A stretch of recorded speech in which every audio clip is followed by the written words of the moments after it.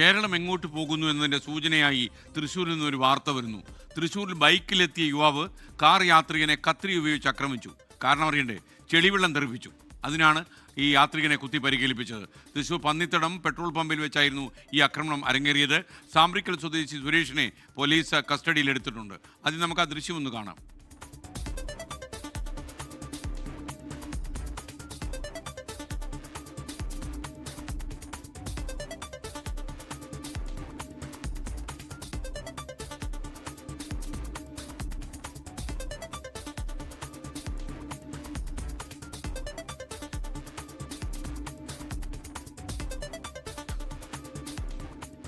തൃശ്ശൂരിൽ നിന്ന് സൂരജ് സജി ചേരുകയാണ്. അവസാനം പോലീസുകളെ കസ്റ്റഡിയിലെടുത്തു എന്നാണ് നമ്മൾ മനസ്സിലാക്കുന്നത്. സൂരജ്, ടെലിഫോണിലാണ് സൂരജ് ഉള്ളത്. സൂരജ്, എന്താ അവിടെ സംഭവിച്ചത്?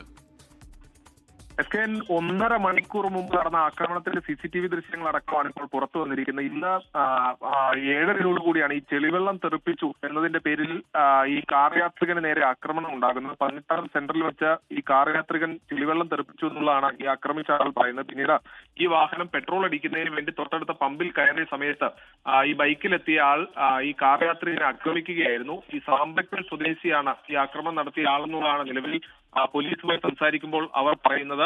സാമ്പ്രക്കൽ സ്വദേശിയായിട്ടുള്ള സുരേഷ് ആണ് ഈ ആക്രമിച്ചത്. ഈ പരിക്കേറ്റ യുവാവിനെ ആശുപത്രിയിൽ പ്രവേശിപ്പിക്കുകയും ചെയ്തു. ഇതിൽ പ്രധാനപ്പെട്ട കാര്യം ഈ പമ്പിൽ വെച്ച് ഈ കാർ യാത്രികനെ ആക്രമിക്കുന്ന സമയത്ത് പമ്പ് ജീവനക്കാർ ഓടി വന്ന് ഈ ആക്രമിയെ പിടിച്ചു മാറ്റിയത് കൊണ്ട് മാത്രമാണ് ഗുരുതരമായി പരിക്കേൽക്കാത്ത രീതിയിൽ ഈ കാർ യാത്രികന് രക്ഷപ്പെടാൻ സാധിച്ചത്. എന്തായാലും പരിക്ക് ഗുരുതരമല്ല എന്നുള്ളതാണ് നമുക്ക് ലഭിക്കുന്ന വിവരം. എന്തായാലും സംഭവത്തിൽ എരുമപ്പെട്ടി പോലീസ് കേസെടുക്കുകയും ചെയ്തിട്ടുണ്ട്.